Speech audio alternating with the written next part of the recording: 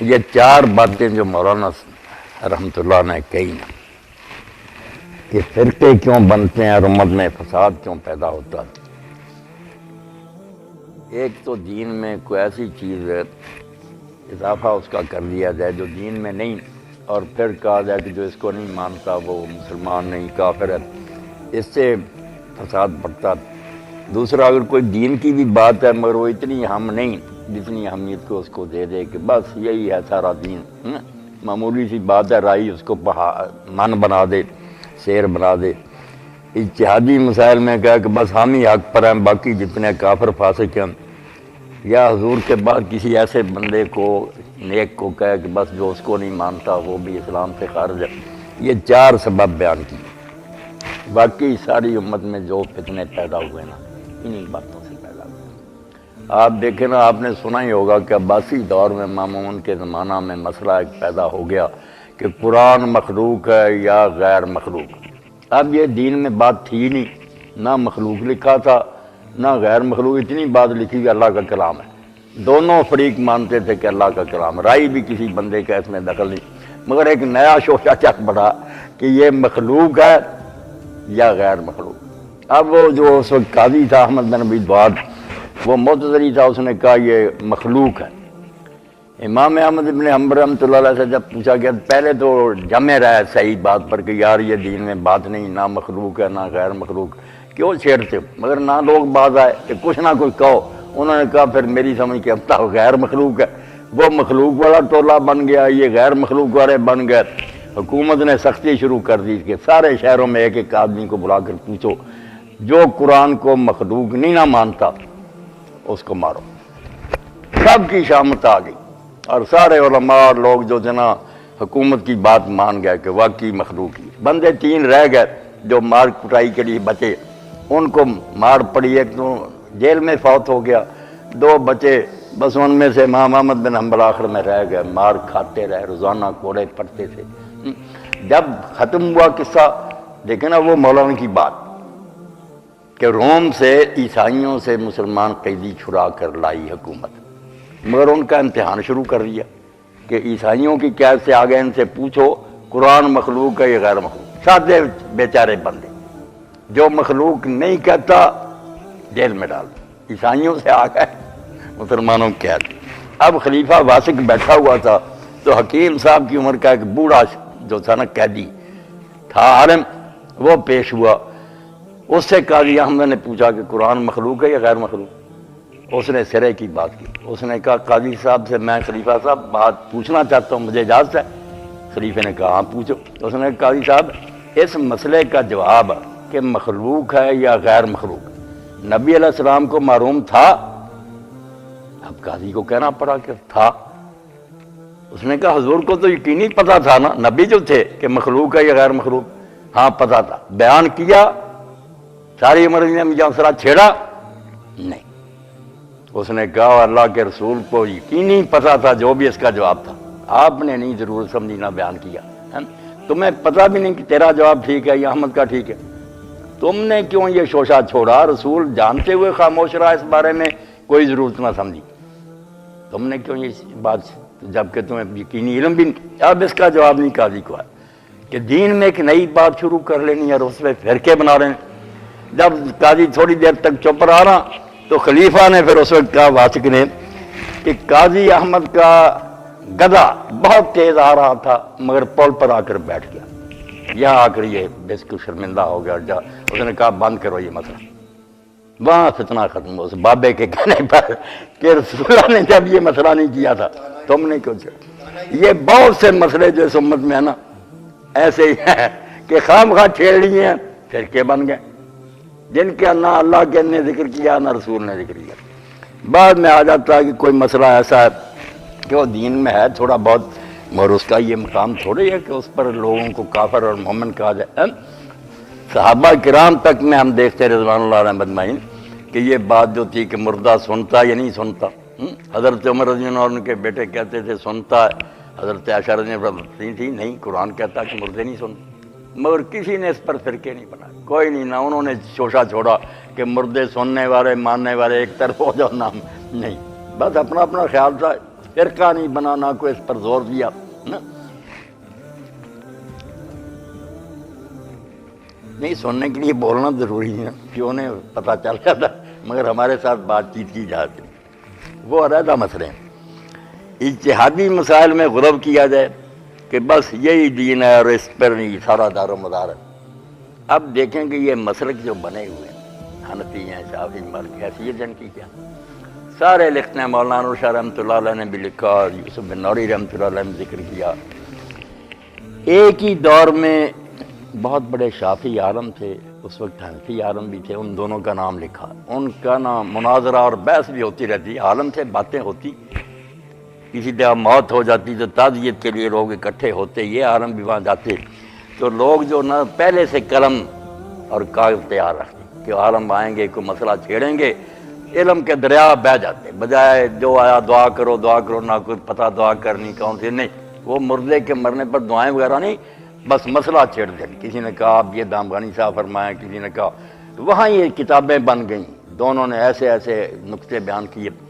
تو ایک دن جو تھے نا حنفی عالم وہ جا رہے تھے, مغرب کی نماز کا وقت تھا, تو شافعی جو عالم تھے ان کی مسجد کے پاس سے گزرتا ہے, وقت ہو گیا, وہ مسجد میں داخل ہو گئے. مسئلوں کی جو حیثیت تھی اس کو نہ رہنے دیا, بڑھا دیا کہ دین ہی یہی ہے, حالانکہ معمولی بات نہیں. جب وہ مسجد میں داخل ہوئے شافعی عالم نے اپنے مؤذن کو اشارہ کیا کہ آج حنفی طریقے پر اذان کہنا, دامغانی صاحب ہمارے ہاں آئے. ہاں وہ بات کیا تھی کہ شافعی جو ہے وہ ترجیح کرتے ریپیٹ کرتے ہیں کہ اشہد ان لا الہ الا اللہ 2 بار, اشہد ان محمد رسول اللہ 2 بار ذرا آہستہ آواز سے, پھر اشہد ان لا الہ الا اللہ زور سے 2 بار. اچھا ان کو ترجیح کہتے ہیں, دوبارہ کہنا. حنفی ہم حضرت بلال الدین کی اذان کہتے ہیں سیدھا, حنبلی بھی ایسے کہتے ہیں. تو انہوں نے کہا نہ وہ ترجیح والی نہ کہنا, یہی کرو. اذان ہو گئی, بعد میں انہوں نے حنفی عالم کو مصلی پر کھڑا کیا کہ آپ نماز پڑھائیں. تو دامغانی صاحب نے یہ دیکھ کر کہ انہوں نے میرا اتنا احترام کیا, انہوں نے سینے پر ہاتھ باندھے, آمین بلند آواز سے کہی, رفع یدین کیا. دونوں نے لوگوں کو سمجھایا کہ یہ مسئلے کوئی مسئلے نہیں, بالکل دونوں طرح ٹھیک ہے. مگر جب بعد میں رسالے کتابیں عمر گزر جاتی ہے کہ ان کی نماز نہیں صرف یہ ہے, حالانکہ سب ہی جانتے ہیں, ہمارے اہل حدیث علماء بھی جانتے ہیں, حنفی بھی جانتے ہیں کہ فاتحہ ہی لے لیں, سب سے بڑا مسئلہ فاتحہ, رفع یدین وغیرہ اتنا نہیں, فاتحہ پر بڑا زور دیتے ہیں کہ جو نہیں پڑھتا نماز نہیں. اب دیکھیں کہ سب جب لکھتے ہیں نا شروع میں لکھتے ہیں کہ 3 گروہ تھے صحابہ کرام کے, بعد کے جاہل لوگوں کی بات نہیں, اللہ کے رسول کے ساتھی 3 گروہ تھے. ایک امام کے پیچھے ہر حال میں پڑھتا تھا, بے شک امام اونچی پڑھے یا آہستہ پڑھے, سری جہری نمازوں میں وہ پڑھتے تھے. حضرت عبادہ بن صامت جیسے ابو ہریرہ. ایسے لوگ بھی تھے جو بالکل نہیں پڑھتے, وہ کہتے تھے جب امام کے پیچھے امام پڑھے گا ٹھیک ہے, ہمیں پڑھنے کی کوئی ضرورت نہیں. ان میں چھوٹے بندے نہیں, زید بن ثابت جیسے جو کاتب وہی تھے نا جن کو رسول اللہ نے رکھا تھا, باقیوں نے تو کسی وقت لکھا نا, وہ ہنگامی تھے, یہ پکے تھے. اسی لیے ان کو نا جب کاتب الوحی باب باندھا امام بخاری نے زید بن ثابت, اور انہیں کو حضرت ابو بکر نے کہا کہ تم رسول اللہ کے کاتب سے وہی کہ قرآن اکٹھا کرو. بہت بڑے آدمی, مگر کسی نماز میں بعد لکھا کسی نماز میں بھی وہ امام کے ساتھ قرات نہیں کرتے, وہ کہتے ہیں امام کے پیچھے بس ٹھیک ہے. اور تیسرا گروہ تھا درمیان والا, جو اونچی نمازوں میں نہیں پڑھتے تھے کہ جب امام اونچی آواز سے پڑھتا ہے اگر ہم نے سننا ہی نہیں اس کو تو اس کو اونچی پڑھنے کی کیا ضرورت تھی. دیکھیں نا سورج جو اللہ اکبر کہتے ہیں دعا کرتے ہیں ہم استفتاح سبحانک اللہ یا اللہ, وہ آہستہ پڑھتا تاکہ لوگ بھی پڑھ لیں. اگر مقتدیوں نے فاتحہ پڑھنی ہوتی تو حکم ہوتا کہ فاتحہ بھی دل میں آہستہ پڑھو, تم بھی اطمینان سے پڑھ لو, لوگ بھی پڑھ لیں, آگے شروع کر لینا. اونچی پڑھوانا ہی بتاتا ہے کہ بات اونچی اسی لیے بندہ کرتا کہ دوسرے سنیں. اس لیے عقل کی بات یہ ہے کہ جہری نمازوں میں سنیں, اور حدیث پاک میں بھی آتا ابو ہریرہ کہتے ہیں پھر جہری نمازوں میں لوگ پیچھے پڑھنے سے ہٹ گئے, سری نمازوں میں پڑھیں. جب ہے نا آہستہ نماز ظہر اثر وغیرہ ان میں وہ صورت بھی پڑھیں, الحمد بھی پڑھیں. اب ہمارے یہاں بھی تقی عثمانی صاحب اور ظفر عثمانی صاحب مانتے کہ جھگڑے کی بات تو لگے یار بات, مگر یہ بات ٹھیک بات ہے. اگر امام ابو حنیفہ بھی ہوتے یہی مانتے, کیونکہ ان کے شاگرد محمد نے سری نمازوں میں چپ رہنے کا کیا توق ہے, اندازہ کر دینا پیچھے کب اللہ اکبر کرتا, الحمد شریف پڑھو, سورت پڑھو, جہری میں سن لو. 3 گروہ سب بندے لکھتے ہیں، جب کتاب شروع کریں گے بھئی آپ بنا صحابہ رسول میں سے کون گمراہ تھا، کس کی نماز نہیں ہوئی، کوئی حیا کرو، نمازیں سب کی ٹھیک تھی، جو پڑھتے تھے ان کی بھی کسی کے منہ میں پتھر نہیں پڑنا، جو حنفی کہتے تھے ضدی، اور جو کہتے ہیں نماز نہیں وہ بھی جھوٹے ہیں، اتنے بڑے بڑے اصحاب نہیں پڑھتے تھے ان کی نمازیں نہیں، کوئی بات نہیں۔ تو بات جو سب کو معلوم ہے، مگر ضد سے پھر کہنا نہیں الحمد جو نہیں پڑھتا اس کی نماز نہیں، دوسرا کہے گا جو پڑھتا اس کے منہ میں پتھر۔ ہاں کسی نے یہ ایسی روایتیں گھڑ لیں کہ حضور نے فرمایا جو پیچھے امام کے پڑھتا وہ فطرت کے خلاف کرتا، ایسی باتیں جس سے ایک چھوٹے سے مسئلے کو اتنا بڑھایا کہ فرقے بن گئے، کتابیں لکھ لی، 14 سال ہو گیا، یہ مسئلہ ختم نہیں ہو رہا، مناظرے ہو رہے ہیں۔ اور غلوب جو ہے کہ کسی شخصیت کے بارے میں مولانا نے بڑی بات کہی، اور یہ ایٹم بم ہے، اس پر ان کو کافر کہیں، انہوں نے کہا ابو بکر صدیق ہو یا علی ہو، کسی کے بارے میں غلوب کے رسول اللہ کے بعد اس کو بھی ماننا دین ہے، کچھ نہیں، جس کا خیال ہے نیک مانتا رہے، جس کا نہیں۔ اب خارجی جو ہے حضرت علی پر لعنت کرتے تھے، ان کو کافر کہتے تھے، ان کے منہ پر کہتے تھے، کس نے ان کو کافر کہا؟ خود علی نے نہیں کہا، جب حضرت علی کے منہ پر کہتے تو کافر ہو گیا، انہوں نے کہا 3 باتیں جو نا میں بند نہیں کروں گا، مسجدوں میں آنا نہیں روکوں گا، ہماری مسجدوں میں آؤ نماز نہیں پڑھو، بالکل نہیں بند کروں گا، بیت المال میں جو حصہ ہے مسلمانوں میں سے ہر ایک کا وظیفہ وہ تمہارا بھی جاری رہے گا۔ اندازہ کرو علی جس کو کافر کہتے تھے وہ کیا سلوک کر رہا، اور میں تمہارے ساتھ جنگ نہیں کروں گا جب تک تم خون خرابہ نہیں کرو۔ جب انہوں نے بستیوں میں گھس کر قتل کرنا شروع کر دیا پھر آپ نے ایکشن لیا، ورنہ کہا بے شک میرے منہ پر کافر کہو تم اسلام سے نکل جاؤ گے، نہیں مسلمان ہو، بڑے پکے ہو، ٹھیک ہے تمہیں غلطی لگ گئی، تم مجھے سمجھے میں نے غلط کیا، مگر کافر کوئی نہیں۔ حضرت ابو بکر صدیق رضی اللہ عنہ کا صحیح حدیث میں آتا ہے، یہ ابن حزم نے حوالہ دیا ابو داؤد شریف کی، کہ آپ خلیفہ تھے اس وقت، منہ پر گالیاں دی ایک آدمی نے، تو ایک ساتھی جو پاس بیٹھا تھا وہ غصہ آ گیا اور اس نے کہا حضور مجھے اجازت دیں میں اس کو قتل کروں، تو آپ غصہ پی گئے۔ جب وہ آدمی چلا گیا تو آپ نے پوچھا کہ تم نے یار یہ بات کہی تھی کہ اجازت دو، اگر میں اجازت دے دیتا تم اس کو قتل کر دیتے؟ اس نے کہا اور میں نے کمی چھوڑنی تھی، بالکل مار دینا۔ یہ سارے جھگڑے جو آج بھی شیعہ سنی ہو رہے، آپ نے فرمایا یہ مقام رسول کے علاوہ دین میں کسی کا نہیں ہے، حضور کا یہ مرتبہ کہ انہیں گالی دے تو قتل کیا جائے، مجھے گالی دینے سے قتل کا وہ لائق ہو جاتا۔ اس پر پوری کتاب علامہ شامی نے جو آخری زمانے میں سلطنت عثمانیہ کے مفتی تھے نا، اور جن کی کتاب آج سب سے بڑا مرض ہے رد المحتاج حنفی کی، اس کو نچوڑ نکال دیا انہوں نے، پوری کتاب لکھ کر سلطنت میں دی، تنبیہ الولاۃ والحکام، کہ جتنے والی ہیں گورنر حاکم ان کو میں تنبیہ کرتا ہوں کہ صحابہ کرام کو جتنی چاہے کو گالیاں دے، خبردار قتل نہ کرنا ورنہ دوزخی ہو جاؤ گے۔ یہ جرم ایسا نہیں ہے کہ اس پر لوگوں کو قتل کیا جائے، یہ مقام صرف نبی علیہ السلام۔ زبردست کتاب انہوں نے چوسائی صاحب لکھی کہ یہ ایسا جرم ہے اسلام میں، وہ بکتا تو بکتا رہے، گالی دینے سے وہ کافر ہو گیا، اللہ کے رسول نے اس کو گناہ ہی کہا۔ اور یہ بھی بات انہوں نے کہی کہ گناہ بھی اس کو ہوتا گالی دینے کا جو اس کو صحابی مانے، کیسی باریک بات، وہ سمجھے کہ واقعی یہ سچے دل سے رسول اللہ کا ساتھی تھا پھر گالی، ورنہ حضور کے ساتھی تو منافق بھی تھے، نمازیں ساتھ پڑھتے، ہمارے لیے تو وہ صحابی ہیں عبداللہ بن ابی۔ اس نے کہا اگر اس شخص کا خیال ہی یہ ہے بے شک غلط ہو کہ یہ آدمی ٹھیک نہیں ہے اس کی، تو وہ گالی بھی دے گا تو پھر اس کو کیا گناہ ہوگا، وہ بیچارہ سمجھتا ہے کہ برا۔ اتنی زبردست کتاب ہے جو رسائل ابن عابدین لگی ہوئی 10-12 رسالے، وہ اتنے قیمتی ہیں کہ یہاں ڈاکٹر ظہور قریشی صاحب لندن سے آئے، وہ میرا سنتے رہتے بیان، انہوں نے کہا کہ مجھے چاہیے کہ عرف کے مطابق مسائل بدل جاتے ہیں، ایک زمانے میں ایک جو نا معروف ہے ہوتی ہے کسٹم ہوتا، بعد میں وہ نہیں رہتا تو مسائل شرعی جو بدلنے پڑتے ہیں، تو پھر ابن عابدین کا رسالہ ہی میں نے دیا کہ وہ اس پر لکھ گئے اتنا زبردست نشر العرف کہ کئی مسئلے ایسے ہیں جو رواج کے تحت ہوتے ہیں، ایک زمانے میں ایک رواج ہوتا اس وقت اور فتویٰ دیا جاتا، کچھ چیزیں منسوخ ہیں کہ اللہ نے اور رسول نے، وہ نہیں بدلتی۔ علماء جو اجتہاد کے تحت مسائل بیان کرتے ہیں وہ کسی وقت کوئی حکم دینا ہوتا، جیسے بیماری جو حیضے کی پھیل جائے اس وقت طبیب کہتے ہیں تربوز نہ کھاؤ، عام حالات میں کہتے کھاتے رہو، پوری کتاب انہوں نے پھر وہ نوٹ کر لی ساری۔ تو اصل میں یہ مودودی صاحب نے 4 نقطے نہ یقین جانے ایسے عمدہ لکھے ہیں کہ اگر امت کے دماغ میں یہ بیٹھ جائے نا تو جنگ ختم ہو جائے۔ جس کو تم اچھا سمجھے بسم اللہ مانو، مگر حضور کے بعد کسی کو ماننا لازم ہے؟ آپ نبی ہیں۔ یہ قادیانیوں کی بھی یہ شرارت، اگر یہ مانتے رہتے مسیح ہے مہدی دفاع ہوتے، مگر یہ نہ کہتے کہ جو اس کو نہیں مانتا وہ کافر ہے، اس کا جنازہ حرام ہے، اس کے پیچھے نماز نہیں رشتے۔ انہوں نے بالکل اس کے ماننے کو نبی کے برابر بنا دیا کہ جو مانتا نہیں وہ ایسا ہی کافر ہے جیسے رسول اللہ کا منکر۔ خرابی ہوگی، غلوب ہو گیا، ورنہ ہمارے عامی لوگ اپنے پیروں کو بہت کچھ مانتے ہیں کہ وہ یہ ہے یہ، مگر وہ یہ نہیں کہتے کہ جو نہیں مانتا وہ مسلمان نہیں، وہ مانتے تو مانتے رہے۔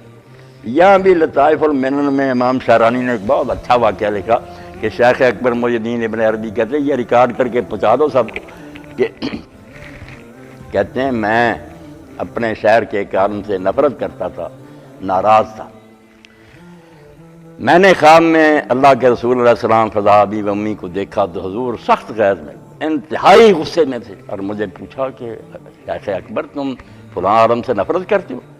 تو میں نے کہا ہاں یا رسول اللہ میں اس سے ناراض ہوں، میں نہیں اس سے ملتا جلتا۔ کیوں؟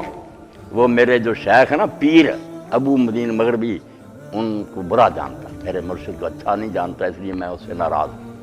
یہ ابو مدین مغربی حضرت شیخ عبدالقادر جیلانی کے خلیفہ تھے۔ تو رسول اللہ نے پیش میں اور غصے میں فرمایا کہ ابو مدین مغربی کو نہیں مانتا، مجھے نبی مانتا یا نہیں مانتا؟ تو میں اپنے شیخ کی پڑھی ہوئی ہے، تیرے پیر کو ماننا کب سے دین بنا؟ مجھے مانتا، میرے ماننے کا لحاظ نہیں، اپنے مرشد کو روتا، صبح ہی صلح کر اس سے ورنہ سب کچھ چھن جائے گا۔ تو صبح ہی گئے، محنت کی، معافی مانگی اور اس سے صلح کی۔ فرمایا تم نے کیوں بنا لیا اپنے مرشدوں کو میرے برابر؟ نبی کو مانتا بس ٹھیک ہے، تمہارا بھائی ہے، مسلمان ہے، اگر کسی کو نہیں وہ اچھا سمجھتا، اس کو جو ملا ہے پڑھا سنا اس نے بیچارہ لگ گیا۔ یہ اہل حدیث سے اگر یہ بات سمجھنے کہ حدیث کو ماننا اس وقت لازم تھا جب حضور کے منہ سے لوگ سنتے تھے، اس وقت قرآن اور حدیث برابر تھے۔ حضور کے منہ سے نکلا قرآن، نکلا یہ حدیث نکلی، کان سے سن لیا کہ حضور نے فرمایا۔ اب جب 200-400 سال بعد کتابیں لکھی گئی، کتنے آدمی درمیان میں نے فلاں سے سنا، وہ کہتا ہے میں نے فلاں سے سنا، اب کیا گارنٹی ہے کہ یہ سارے سچے ہیں؟ ہو سکتا ہے ان میں کئی بے ایمان جھوٹ ہی بول رہے ہیں۔ اسی لیے علماء جنہیں عقل تھی وہ کہتے تھے کہ یہ اخبار احاد ہیں، ان کو نہ ماننے سے کوئی اسلام سے نہیں نکلتا۔ وہ یہ نہیں کہتا کہ میں حضور کی بات نہیں مانتا، وہ کہتا مجھے تسلی ہی نہیں کہ یہ حضور نے کہی، یار یہ راویوں نے گھڑ لی یہ بات، باقی یہ راویوں نے گھڑی تو بہت ہے۔ اس لیے عقل سے آدمی کام لے، حد اعتدال پر رہ، صحیح توازن قائم رکھے، پھر میں اگر مان لوں کہ واقعی حضور کا فرمان، مجھے تسلی ہو جائے کہ راوی معتبر، پھر میں نہ مانوں تو چوتھائی سا مجرم ہی ہوا رہا۔ میں نے مان لیا کہ جو عالم کہتا مجھے نہیں تسلی۔ رفع الملام جو ہے ابن تیمیہ رحمۃ اللہ علیہ کا رسالہ، وہ اس لائق ہے کہ چھپوا کر نا اب اردو چھپ لوگوں کو دیا جائے۔ انہوں نے کہا جتنے بڑے امام ہیں، ابو حنیفہ، مالک، شافعی، دوسرے، ان کو کوئی برا نہ کہے، یہ کوئی سنت کے دشمن نہیں تھے، نہ حضور کی حدیث کے منکر ہیں، ان سب کے پاس عذر ہے۔ کوئی کسی کو پہنچی نہیں روایت، کسی کو پہنچی اس کو اطمینان نہیں ہوا کہ حضور نے فرمائی، کسی کو دوسری ملی جو اس کے مخالف تھی، انہوں نے کہا یہ زیادہ معتبر ہے۔ اس لیے کوئی نہ کوئی وجہ ہے ان کے پاس، ورنہ امام کیوں ہوتے؟ لوگ ان پر لعنت نہ بیچ جائے کہ حضور کی حدیثوں کے مخالف ہوتے، نہیں، وہ مخالف حدیث کے نہیں، انہیں اس کے مقابلہ میں جو روایت اس پر اعتماد ہے، اس کے بارے میں شبہ کی ثابت نہیں ہے۔ اس لیے کوئی نہ کوئی عذر ہے ان کے پاس، ملامت کے لائق نہیں، وہ احترام کے لائق ہو۔ تو یہ باتیں جو تھیں نا مولوی صاحب کی بات پر میں نے کہہ دی، یقین جانے اس کو سن کرنا مولانا پر بے شمار رحمت کی دعائیں کرنے کو دی چاہتا۔ کتنا خلاصہ نکال دیا نا کہ فتنے کی جڑیں یہ ہیں، یہ چھوڑ دو پھر فرقہ نہیں بنے، پھر تحقیق کرو، جو مرضی کرو، جو سمجھ میں آتا کرو، پھر انشاءاللہ امت ایک ہی رہے گی۔ اور اگر تم یہ غلوب کرو گے تباہی ہے۔